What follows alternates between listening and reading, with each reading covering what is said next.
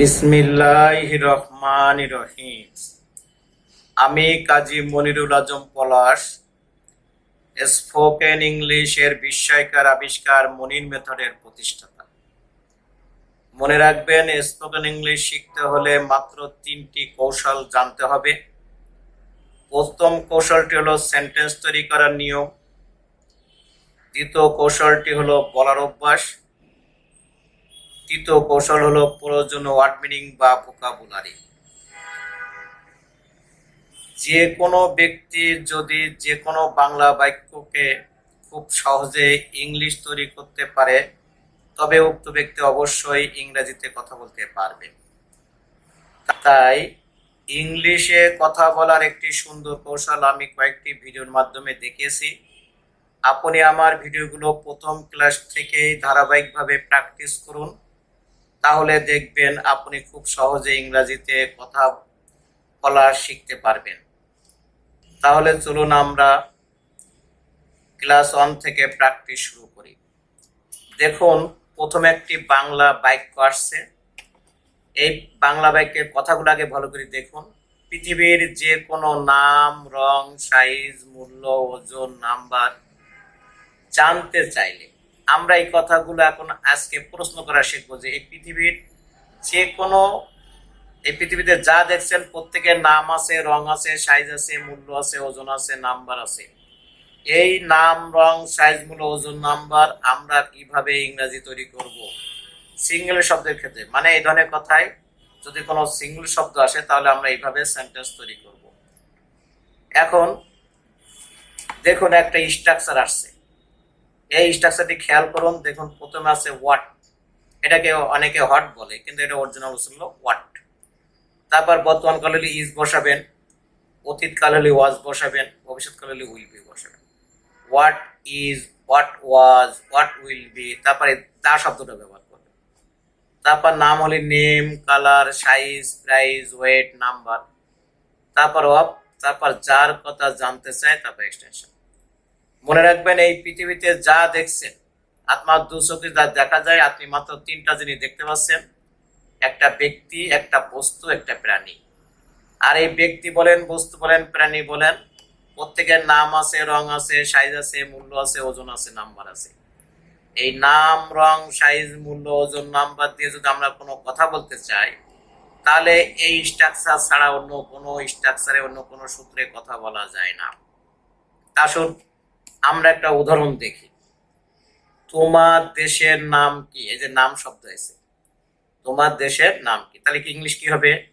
What is the name of your country? What is the name of your country? তোমার দেশের নাম কি? What is the name of your country. আচ্ছা, next সেন্টেন্সটা দেখি। এই ড্রেসটির রং কি ছিল? এটা অতীতকালের কথা। এই ড্রেসটির রং কি ছিল? তাহলে what was the colour of this dress? What was the colour of this dress. আসলে আমরা নেক্সট উদাহরণ দেখি। তোমার টেলিভিশনের সাইজ কত? What is the size of your television?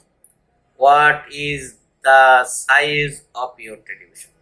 তোমার টেলিভিশনের সাইজ কত? What is the size of your television. আসেন নেক্সট সেন্টেন্স। বর্তমানে 1 কেজি চাউলের মূল্য কত? What is the price of 1 KG rice at present?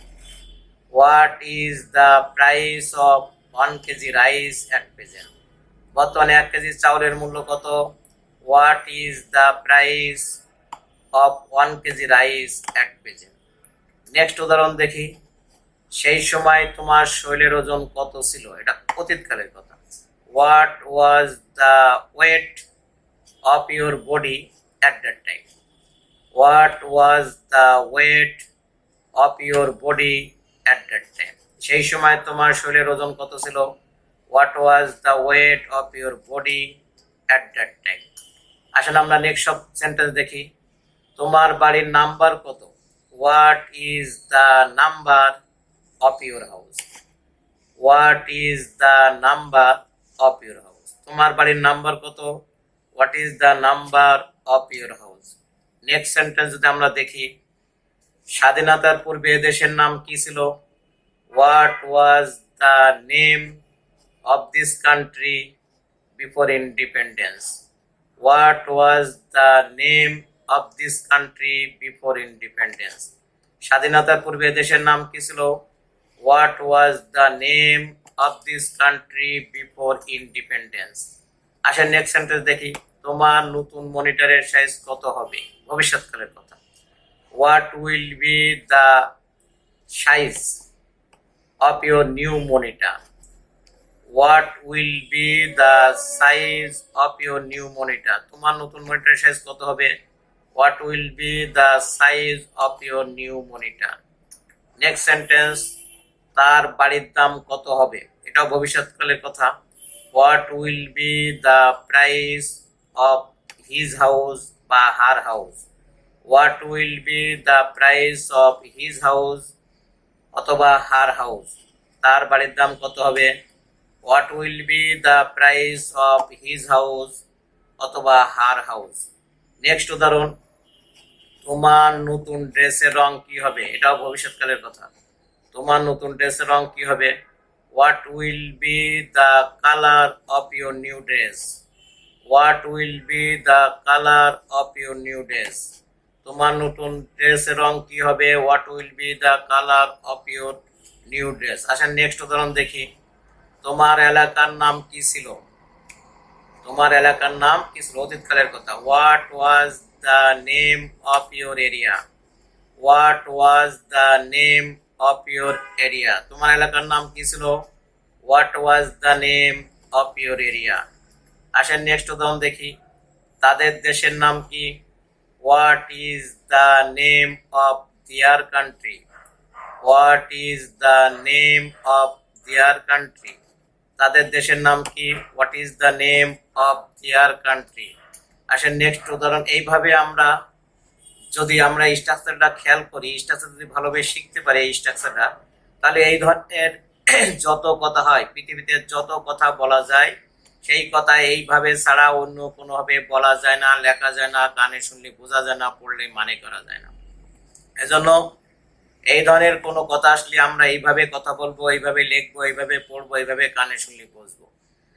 এইভাবে যদি দেখেন যে হ্যাঁ, এইভাবে খুব সহজে ইংরেজিতে কথা বলা যায়, পৃথিবীর হাজার হাজার লক্ষ লক্ষ সেন্টেন্স এইভাবে আমরা তৈরি করব এবং এইভাবেই আমরা বলবো, এইভাবেই লিখবো, সবকিছু করবো। এজন্য আমার এই ভিডিওটা যদি ভালো লেগে থাকে তাহলে আপনি লাইক শেয়ার করবেন, শেয়ার করবেন, সাবস্ক্রাইব করবেন।